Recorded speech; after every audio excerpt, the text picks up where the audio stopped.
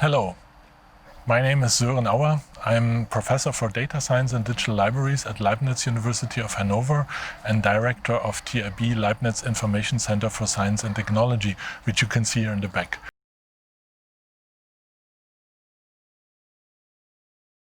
In November 1989, I was actually 13 years old. I lived in East Germany, so behind the other side of the wall, in Dresden. And I went to school next to a train station where the refugees from the Prague embassy actually were passing through.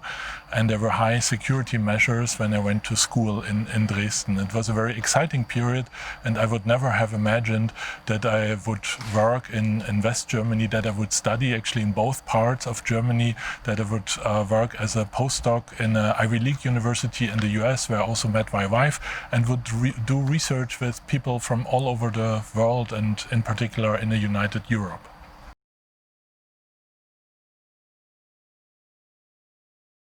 I actually wanted to become a lighthouse keeper because my parents read me before going to bed as a child always a story about a lighthouse keeper who is visited by his nephew.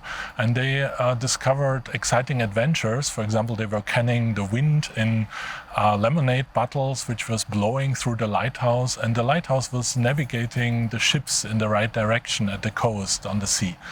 And literally, of course, I didn't become a lighthouse keeper, but I think the Open Research Knowledge Graph very much resembles a lighthouse. It points researchers to the right direction. It shows how research results can be connected, how researchers should navigate the sea of information and knowledge out there.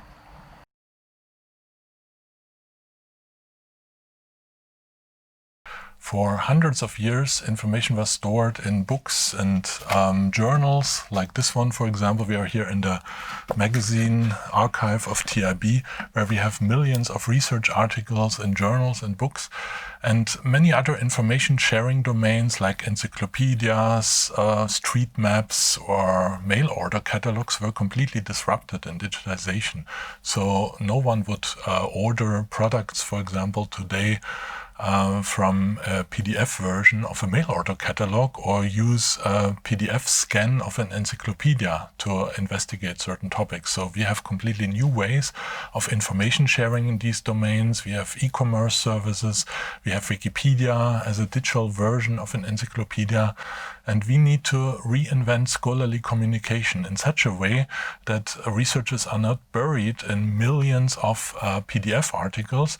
And that's exactly the breakthrough we are working on, organizing all this information in a research graph, in an open research knowledge graph, where machines can assist us in retrieving and answering research questions.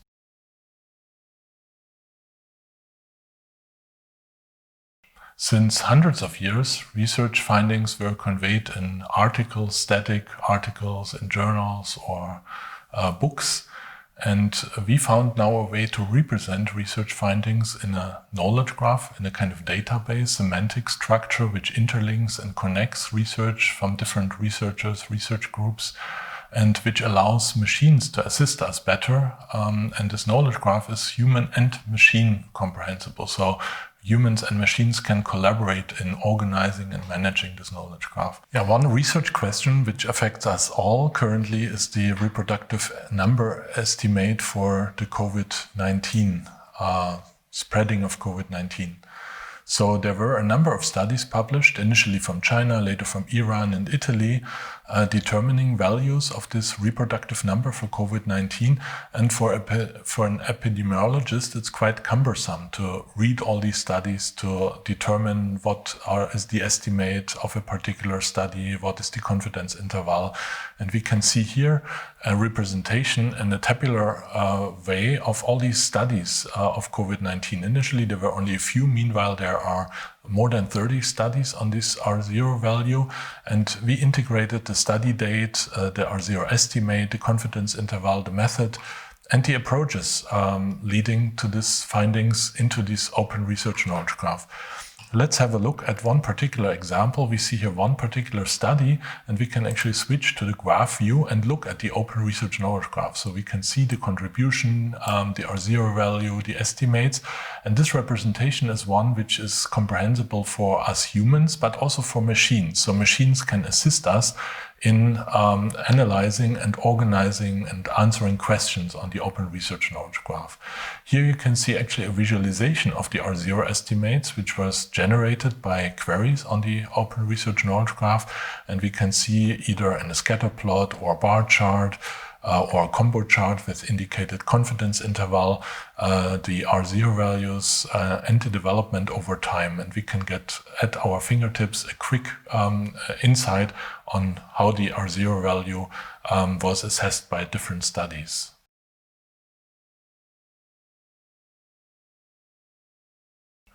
As a society, we currently face huge societal challenges like climate change, like COVID-19 pandemic. In order to solve these challenges, we need to do research. Unfortunately, research currently is not very efficient. Research findings are buried in these millions of documents, and we need to organize them in a better way. So a large share of the investments into research, and that's 2 trillion euro per year, that's a number with 12 zeros as digits, is currently to a large extent not invested in the best possible way. So once we organize research findings in a better way, we can solve such societal challenges in a much quicker way, and we can access information and answer research questions faster.